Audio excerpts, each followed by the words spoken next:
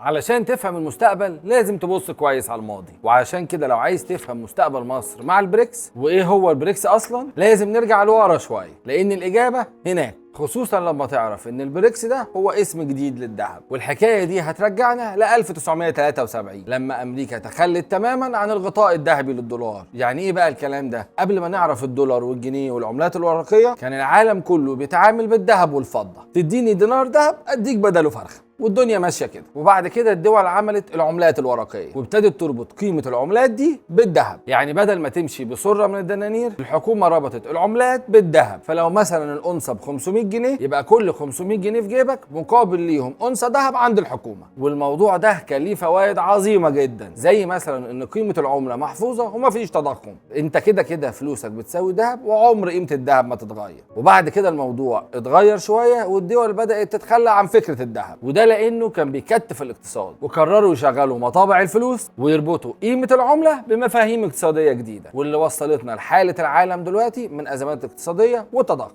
ومن المفاهيم دي مفهوم البترودولار، وهو ان الدولار هو العمله العالميه اللي بتستخدم في تداول البترول. وطبعا البترول ده هو اهم مصدر طاقه في العالم، وهو اللي بيحرك العالم كله، ومعاه الدولار بيتحكم في الاقتصاد العالمي. او تحديدا 84% من كل التعاملات الماليه في العالم بتتم بالدولار. ولحد من كام سنه النظام ده كان ماشي والدنيا زي الفل والعالم كله مبسوط، لحد ما ابتدت تحصل ازمات كورونا ووراها حرب اوكرانيا وروسيا والازمات الاقتصاديه اللي احنا فيها دلوقتي، واللي نتج عنها منافسه اقتصاديه شديده ما بين الصين وامريكا، ومعاها العداء بين الغرب كله وروسيا. وفي وسط كل العركه دي ظهرت لنا البريكس. والبريكس ده بقى هو تحالف دولي مكون من كذا دولة، وهينضم ليهم في يناير 24 مصر والسعودية والإمارات وإيران وأثيوبيا والأرجنتين. والتحالف ده أصلا معمول من 2016، بس تقدر تقول ما بقاش ليه ظهور قوي إلا بعد 2020. والتحالف ده يمتلك قوة اقتصادية ضخمة جدا تقدر ب 33% من إجمالي الدخل القومي العالمي، ده قبل الأعضاء الجدد. وطبعا التحالف ده هدفه الأساسي هو خلق بديل للدولار بأساليب كتير، منها إن دول التحالف تقدر تتداول بعملاتها بينها وبين بعض بدل ما كانوا بيبادلوا بعض بالدولار. يعني مثلا بدل ما الصين بتشتري بترول من السعودية بالدولار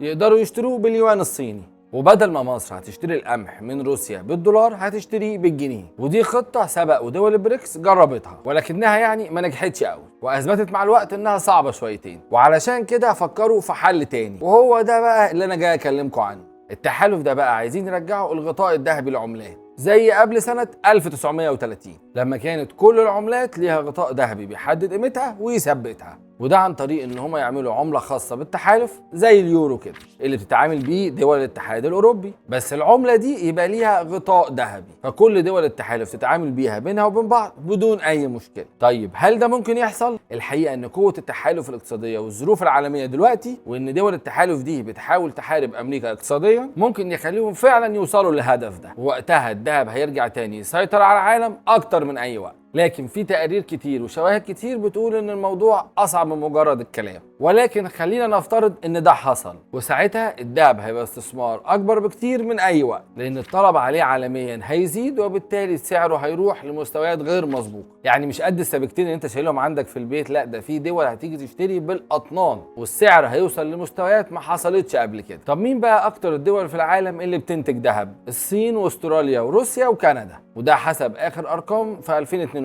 والصين وروسيا لوحدهم بينتجوا اكتر من 20% من انتاج الذهب العالمي، وده مؤشر تاني يقول لك ليه التحالف عايز يروح للذهب. طب مين اكتر دول في العالم عندها احتياطي ذهب؟ امريكا والمانيا وايطاليا وفرنسا، وبعدهم 5 و6 روسيا والصين برضه. فالخلاصه يعني العالم كله بيعاني من الدولار ومن الازمه الاقتصاديه، ومن واضح كده ان في عين جديده بتبص على الذهب. وعلشان كده دايما بنقول الذهب كان ولا زال الملاذ الامن للعالم كله، وبقالنا 5000 سنه الذهب لسه محتفظ بقيمته زي ما هي، من ايام جدودك الفراعنه لغايه مجوهرات الطويل دلوقتي، وتقريبا كده في طريقه انه يرجع لمكانته الطبيعيه كعمله حقيقيه في كل المعاملات، صحيح بشكل عصري اكتر لكن بنفس القوه. ولحد انضمام مصر للبريكس والبريكس يبدا يشتغل الحق اشتري جنيهات ذهب. كان معاكم دكتور ياسر الطويل، وده الجواهرجي.